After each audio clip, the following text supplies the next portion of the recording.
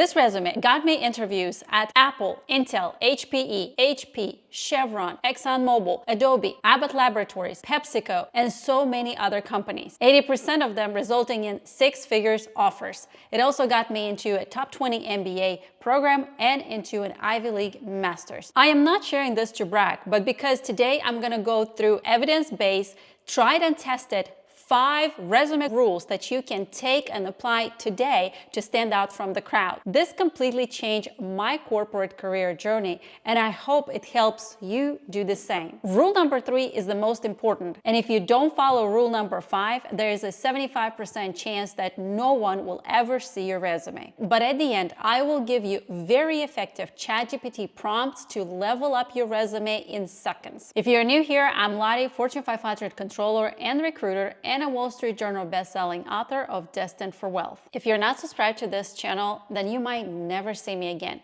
But if you are, congratulations. You're learning and growing in God's wisdom every day as I share about building unshakable wealth based on God's principles. Rule number 1, does your resume pass the 6-second rule? According to statistics, it takes 6 seconds for the hiring manager to scan your resume and decide to either move forward or not. In those seconds, the hiring manager is looking for the answer to these 3 questions. Who are you? What are your qualifications? Why should they hire you? So how do you grab their attention in such a short period of time? Clean and simple formatting. 66% of hiring managers will reject your resume just based on formatting. This is by far the most common mistake that I have seen people make. Try to make the resume pretty. What makes your resume stand out is not your design, but your accomplishments. Naturally, our brains look for efficiencies and shortcuts. And when a hiring manager looks through a resume, they want to find the answers to those questions very quickly, rather than use the energy to decipher a format. For entry and mid-career level, keep your resume at 1 page, with your name at the top, details under experience, education, skills, and interests. These are the main sections. Keep it clean and keep it simple. For those with more work experience and leadership roles, keeping the resume at 2 pages, it's okay. And including a leadership section right above the skills and interests will make you stand out. If you don't want to spend a lot of time on formatting your resume, then go to the link in the description below and download a free formatted resume so that you can focus on more important parts. Number 2, does your resume pass the 88% hard skill rule? 88% of hiring managers are looking for hard skills on your resume. Regardless if you are a project manager, finance manager, IT director, business developer, software engineer, or other role, you must list hard skills on your resume, especially with the technology being such an important part of our lives today. Part of the hard skills are software and tools like Microsoft, Tableau, Python, project management tools, Java, QuickBooks, Oracle, Salesforce, as well as project management, budgeting, presentations, awards, certificates. But only listing these on your resume, it's not very effective. You have to integrate them seamlessly throughout your resume, and more so in the bullets under the experience section, along with another important skill set such as soft skills. These are skills that are extremely important, and they transfer across industries and across job roles, because we will be working with people no matter what company or what industry we go, and communication, leadership, teamwork are skills that are must no matter what role you have in the corporate world. I'm going to show you how to effectively integrate both hard skills and soft skills under the most important section in rule number 3, which is, does your resume pass the 67% experience rule? Hiring managers spend 67% of their time examining the experience section of the resume. And this is where I see the biggest weakness, which is not knowing and showing your worth. Unfortunately, most of the time I see this section full of fluff and buzzwords. Here's the most effective, simple, and proving framework to write bullet points that not only is going to showcase your worth, but it's going to put you on the path of high-paying jobs. The framework is called STAR: situation, task, action, and result. This formula is the pre-work that you're going to do to help you see your worth, write the bullet points, and also answer interview questions. First, go through all the projects, initiatives, and responsibilities that you have done at your job. The easiest and fastest way to start doing this is by looking at your past meetings on your calendar. Then write it out in star format. For example, you see this Tableau meeting on your calendar, which reminds you that you led this great initiative in your organization. Now let's put it in the star format. Describe your situation. Supervisors and managers were spending hours trying to figure out and understand their business finances from a massive spreadsheet. Advisors were taking hours to put the spreadsheet together and explain the numbers to the supervisors and managers. Task: automate the process and reduce the number of hours spent by supervisors, managers, advisors on non-value add activities and monitor KPIs, facilitate stewardship, and enable faster management decision-making. Action: let a team of 5 from business units, IT, controllers to configure SAP and create a Tableau dashboard. Result: decreased work by 30%. Let's put all of this together in a resume bullet. Let a team of 5 to configure SAP and develop a Tableau dashboard for US business units, reducing workload by 30% and enabling real-time KPI monitoring for 5 area advisors and 100+ managers. We use the star format to take the project or initiative that we worked on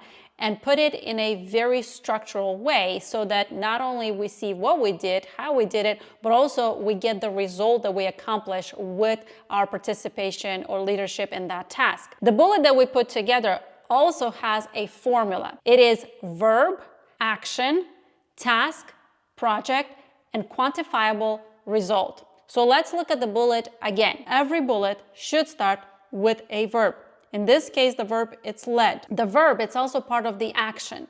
Led a team of 5. The task in this case is configuring SAP and developing a Tableau dashboard. And the quantifiable result is decreasing the workload by 30% and enabling real-time KPI for managers and advisors. Not only we follow this bullet formula, but we also introduce hard skills and soft skill into this bullet. In this case, the soft skill is leadership and the hard skill is SAP and Tableau. So you can see that we combine not only soft skills and hard skills, but also put the bullet points with quantifiable results.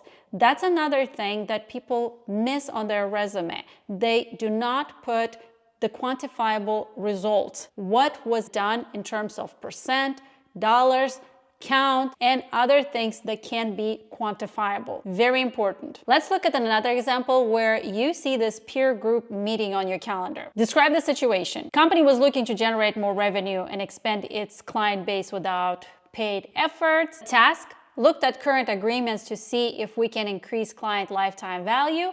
Also do competitor analysis and find unpaid ways to gain clients. Action: develop the peer group of accounting firms' CEOs and interviewed them to understand their needs. And the result: increased revenue by 1.57 million, which includes recurring revenue with evergreen membership agreements. When you do the STAR framework, don't worry about spelling or grammar. It's purely for you to get all the important parts of the project, initiative, and responsibility in a format that you can turn into a bullet and eventually into an interview answer. Let's turn this star into a bullet. Established and led a strategic peer group for public accounting firms, CEOs, generating 1.57 million in recurring revenue with evergreen membership agreements and addressing high-value opportunities. Again, look at the bullet framework. It has a verb, it has the action,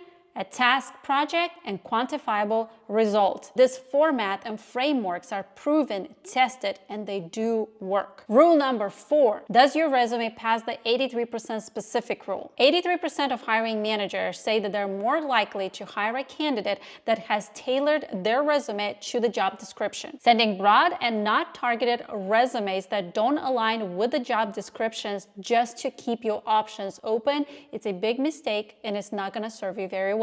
It might be more time consuming, but it's less time consuming than applying for many jobs, hearing crickets, or getting offers lower than someone who did tailor their resume to the job description because they're questioning if you have all the right skills to do the job. To accomplish this effectively, look at the job description and tailor your projects, initiative, responsibilities to that job description. You can do this by picking projects, initiatives, and responsibilities that align with that job description. Or you can look at the projects, initiatives that you already have on your resume and see if there's different skill sets that you've acquired on that project that align with the job description. For example, initially we wrote this bullet from leadership perspective. The person has negotiated these contracts to include recurring revenue. Therefore, we can write the bullet from the negotiation perspective rather than leadership perspective. And here's how this can be accomplished. Negotiated evergreen membership agreements with CEOs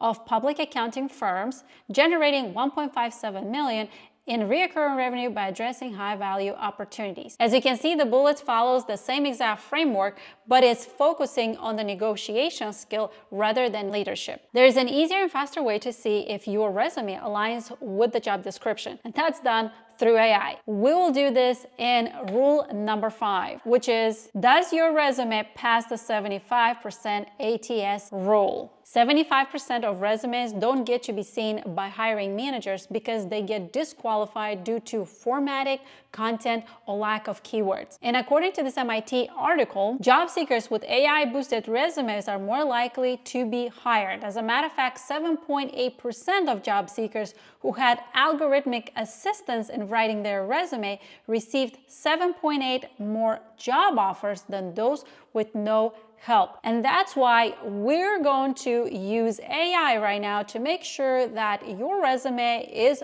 good for qualifying for the ATS system. ATS is a system that qualifies the resumes based on the content, keywords, formatting to get sorted based on how well the candidate matches the job. I have already done the work and heavy lifting for you and created these very effective prompts that you can use for either ChatGPT and Perplexity to scan your resume against the job description and see how it scores for the ATS. We're now in Perplexity, and the reason why I chose Perplexity over ChatGPT is because it lets you attach a file without prompting you to upgrade to the paid version. I've already attached the resume right here. Here's the prompt in the quotation marks, and I also went to LinkedIn and found a job and copied the description and pasted it here. And the prompt basically says, attached is my resume and below is the job description. Please analyze the following resume and job description, evaluate how well the resume is tailored to the job requirements, highlighting areas of strong alignment and identifying any gaps or missed opportunities. I'm not going to read the whole prompt, but basically it's going to look for relevant skills, experience, achievements, and it's going to give us back in a structured way sections of the strengths, areas of improvement, and specific recommendations. So now I'm going to click go, and in a matter of seconds you can see how Perplexity is generating the answer for us. So look at that. We have relevant experience, we have the areas of improvement, and specific requirements. Now we take this feedback and update the resume, and then once the resume is updated, you can run the prompt again, the same exact prompt, just attach the new version of the resume. The next prompt is for us to make sure that the resume is as qualified as possible for the ATS system, and I'm gonna paste the prompt. This prompt is so effective. I'm going to read only the beginning, but you can look in details when you go and download it by clicking the link in the description below. So after analyzing the resume and job descriptions as requested in previous prompt, please perform the following additional tasks. Extract all the relevant keywords and key phrases from the job description. Categorize these keywords into groups, hard skills and soft skills. Create a table with the following columns, and the columns are by category and frequency. So category of skills, hard skills or soft skill, and then frequency of those keywords and skills in the job description and frequency in the resume, and then recommended additional mentions. So if in the description those things are mentioned more than in the resume, it's going to do a calculation letting us know how many more times we need to add those skills and keywords to the resume.